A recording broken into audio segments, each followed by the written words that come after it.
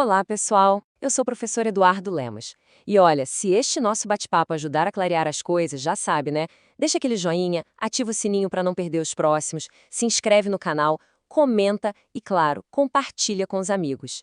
Sejam muito bem-vindos a essa jornada de conhecimento. A nossa ideia aqui é sempre essa: pegar temas que parecem um bicho de sete cabeças e desvendar tudo com clareza, com objetividade. A gente vai mergulhar fundo no direito, contabilidade, administração pública, enfim, e muito mais. O convite está feito. Vamos caminhar juntos, aprender com método e propósito. Bora começar? Então, vamos direto ao ponto, sem enrolação. O nosso tema de hoje é a arquitetura da responsabilidade tributária. Eu sei, o nome pode até assustar um pouco, parecer algo super denso, mas acredite, entender como essa estrutura se monta é a chave para a gente finalmente decifrar como o nosso sistema de impostos funciona na prática. E tudo, absolutamente tudo, começa com uma pergunta que à primeira vista parece super simples, mas que na verdade esconde uma complexidade danada. No fim das contas, quem é que tem que pagar o imposto? Pois é, a resposta nem sempre é a mais óbvia e pode até surpreender muita gente. Porque olha só, a pessoa que realiza a ação, que cria o imposto, nem sempre é a mesma que a lei manda ir lá e pagar a conta. E é exatamente nesse ponto que a nossa conversa de hoje fica interessante.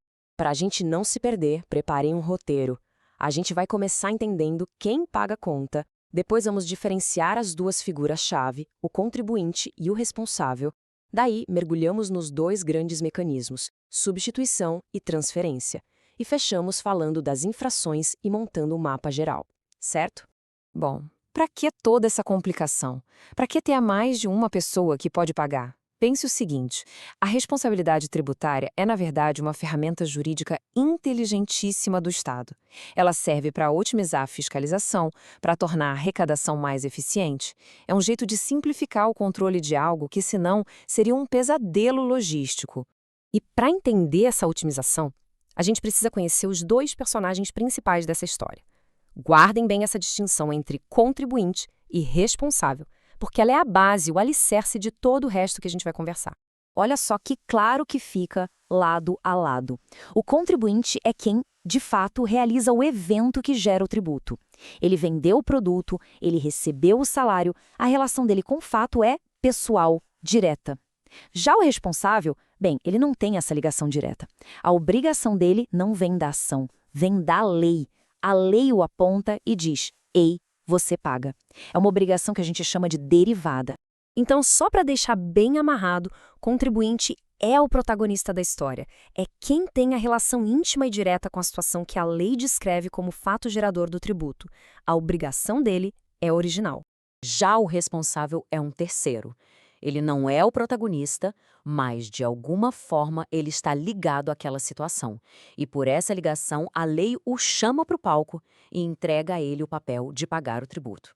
Simples assim. Vamos então para o nosso primeiro grande mecanismo: a responsabilidade por substituição. Aqui, a lei age como um jogador de xadrez, se antecipando aos movimentos. Antes mesmo de o fato gerador principal acontecer, ou no exato instante em que ele acontece, a lei já determina que outra pessoa, o tal do substituto, é quem vai arcar com o pagamento. E essa substituição pode ir em duas direções.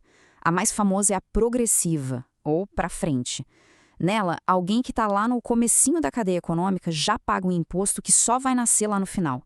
A outra direção é a regressiva, ou para trás. Aqui, a obrigação de pagar por algo que já aconteceu é jogada para frente, para alguém que está no final da cadeia. E esse exemplo da montadora é perfeito para entender a substituição para frente. A montadora, lá na fábrica, já recolhe o ICMS, que teoricamente só surgiria quando a concessionária vendesse o carro para o cliente final. Pensa na vantagem para o fisco. Em vez de fiscalizar milhares de concessionárias, ele concentra a cobrança em algumas poucas montadoras. É muito mais eficiente. Certo, agora vamos virar a chave. Se na substituição a gente falava de algo que acontece antes ou durante o fato gerador, na transferência a história é outra. Aqui, o fato gerador já ocorreu. O contribuinte original já tem a dívida. Só que, por algum motivo que a lei prevê, essa obrigação de pagar é transferida para outra pessoa. E como essa transferência acontece? Basicamente por 3 caminhos. Na solidariedade, mais de uma pessoa passa a ser devedora da mesma dívida.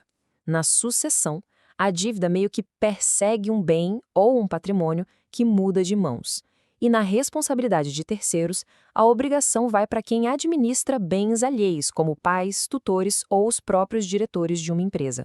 Dando um zoom na sucessão, a lógica é muito intuitiva. A dívida do imposto gruda no patrimônio. Então, como a gente vê aí, não importa quem é o dono. Se alguém compra um imóvel com dívida de IPTU, adivinha? A dívida vai junto. O mesmo vale para a herança ou quando uma empresa compra outra. A responsabilidade é transferida com o bem. Ok. Além da obrigação de pagar o tributo, tem outro tipo de responsabilidade que surge quando as regras do jogo são quebradas. É a responsabilidade pelas infrações, ou seja, pelas multas e outras penalidades. E aqui tem um ponto fundamental. Essa responsabilidade é objetiva. O que isso quer dizer? Não importa se a pessoa teve a intenção de fraudar ou se foi um simples erro por desconhecimento. Cometeu a infração, nasce a responsabilidade pela multa. Ponto. Mas a lei dá uma colher de chá, a denúncia espontânea. Se a pessoa percebe o erro, corre para confessar e pagar o que deve, com juros, antes de qualquer fiscalização começar, ela pode se livrar da multa. Ufa! Passamos por bastante coisa, né? Mas agora é a hora de juntar todas as peças do quebra-cabeça. Vamos visualizar o mapa completo que a gente construiu para ver como tudo isso se conecta de forma lógica. Esse quadro aqui resume tudo de forma brilhante. O pulo do gato está no tempo, no momento em que as coisas acontecem. Na substituição, o responsável já nasce como o devedor principal, antes ou na hora do fato. Já na transferência, a responsabilidade nasce com uma pessoa e só depois ela é passada para outra. Essa é a diferença central que organiza todo o sistema. No frigir dos ovos, toda essa engenharia jurídica, toda essa arquitetura complexa que a gente explorou, tem um objetivo final muito, mas muito simples: garantir que o dinheiro do tributo chegue aos cofres públicos. O objetivo é simples, mas o caminho para chegar lá é cheio de detalhes. E para a gente fechar, fica uma reflexão no ar. Com todos esses mecanismos, essa busca pela eficiência na arrecadação, será que o sistema realmente se torna mais eficiente e justo? Ou será que, no fim das contas, ele gera uma complexidade tão grande que acaba dificultando a vida de todo mundo? Uma ótima pergunta para a gente continuar pensando. Obrigado pela companhia e até a próxima.